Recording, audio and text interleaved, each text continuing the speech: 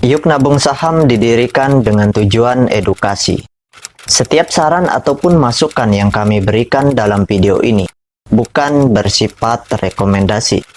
Semua keputusan jual dan beli mutlak di tangan investor masing-masing. Kami tidak bertanggung jawab atas kerugian yang diperoleh investor dalam bentuk apapun. Apabila konten-konten kami bermanfaat untuk Anda, maka kami mengundang Anda untuk mengklik tombol like dan subscribe, serta membagikan konten-konten kami setiap harinya. Hai Smart Traders and Investor, kembali lagi bersama saya Kadek Mertayasa di channel Yuk Nabung Saham.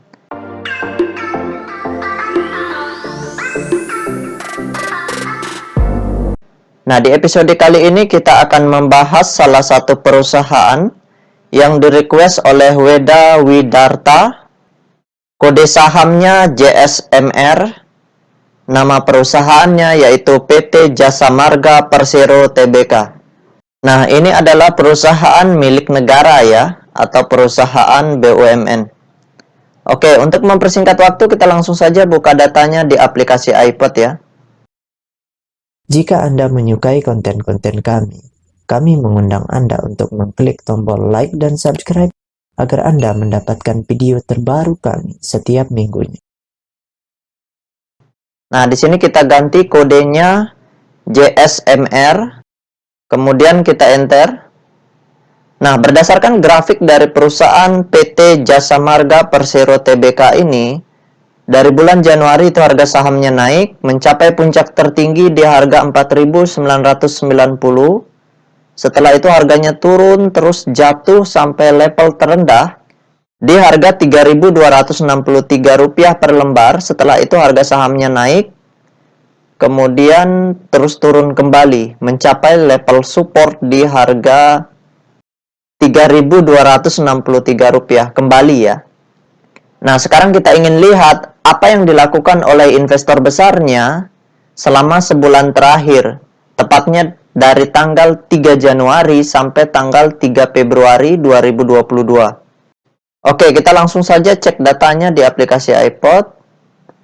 Kemudian kita klik kode Broksum. Setelah itu kita ganti kodenya JSMR.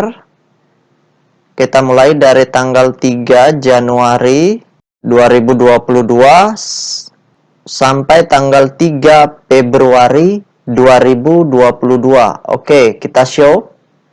Nah, berdasarkan data transaksi atau data broker summary dari perusahaan PT Jasa Marga Persero Tbk ini, kalau kita hitung total lot yang dibeli dengan total lot yang dijual secara keseluruhan dengan menggunakan tools tambahan yaitu Detektor, maka dapat ditarik kesimpulan bahwasanya selama sebulan terakhir dari tanggal 3 Januari 2022 sampai tanggal 3 Februari 2022, yaitu di perdagangan kemarin, itu investor besarnya melakukan big distribusi atau melakukan aksi penjualan dalam jumlah yang cukup besar. Nah, selama investor besarnya terus distribusi, maka harga sahamnya akan jatuh terus. Nah, di sini itu investor besarnya distribusi padahal sudah mencapai level support. Oke, kita tutup dulu ya. Nah, disinilah kelihatan bahwa teori technical analysis yaitu support dan resisten itu kelemahannya di sini. Ketika sudah support itu biasanya harganya naik tinggi. Harganya akan naik, bukan naik tinggi ya. Harganya akan naik. Tetapi ketika investor besarnya terus distribusi, maka support itu akan jebol. Dan itulah kelemahan dari teori technical analysis. Makanya saya sendiri pun tidak menggunakan analisa technical analysis. Kenapa? Karena ketika support dan jebol, itu terjadi karena investor besarnya terus jualan. Lebih baik kita menggunakan analisa broker summary atau analisa peta kepemilikan seperti itu. Akan tetapi teori technical analysis itu bisa memberikan peluang juga karena ketika investor besarnya di level support itu terus membeli, maka harganya tentu naik juga seperti itu. Artinya, technical analysis tidak selalu salah dan tidak selalu benar. Yang paling akurat itu adalah data broker summary, karena ketika investor besarnya distribusi, maka sudah pasti harganya akan jatuh.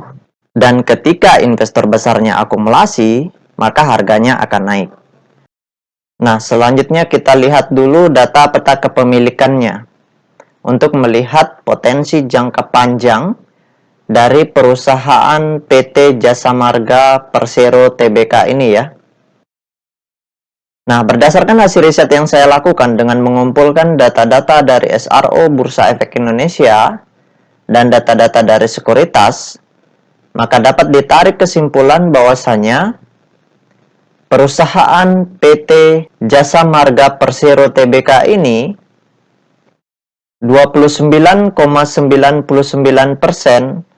sahamnya telah dicetak dalam bentuk digital atau dalam bentuk scriptless.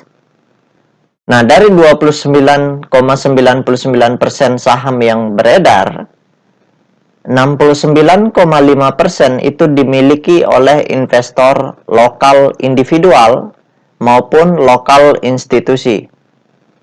Jadi kepemilikan investor lokal di perusahaan PT Jasa Marga Persero ini lebih besar dibanding kepemilikan asing. Nah, sedangkan kepemilikan investor asing di perusahaan PT Jasa Marga Persero ini sebesar 30,94%. Jadi, di sini kita harus berpatokan ke investor lokal institusinya maupun investor lokal individual yang kepemilikannya di atas 5%. Nah, ketika investor asing terus jualan, ketika investor asing terus jualan dan yang membeli adalah investor lokal institusi, itu berarti pertanda yang baik. Apalagi ketika investor lokal institusi maupun investor lokal individual yang kepemilikannya di atas 5% itu melakukan pembelian dalam jumlah yang besar atau biasa dikenal dengan akumulasi, maka kepentingan mereka sangat besar. Ketika asing terus jualan, maka itu pertanda yang baik, berarti investor besarnya yang lokal membeli dan potensi harga sahamnya naik itu semakin besar. Begitu pula sebaliknya, ketika investor asing membeli, maka besar kemungkinan yang menjual itu adalah investor lokal institusi atau individual yang kepemilikannya di atas 5% dalam porsi yang besar. Nah, itu pertanda bahwa harga sahamnya akan terus turun. Sederhananya seperti itu ya. Nah, itu saja yang dapat saya sharingkan untuk Weda Widarta. Bagi teman-teman investor, jika ada yang ingin ditanyakan atau ada yang ingin di-request, silakan komen di kolom komentar. Nanti saya akan buatkan videonya secara khusus. Baik teman-teman investor, see you next time. Salam cuan selalu.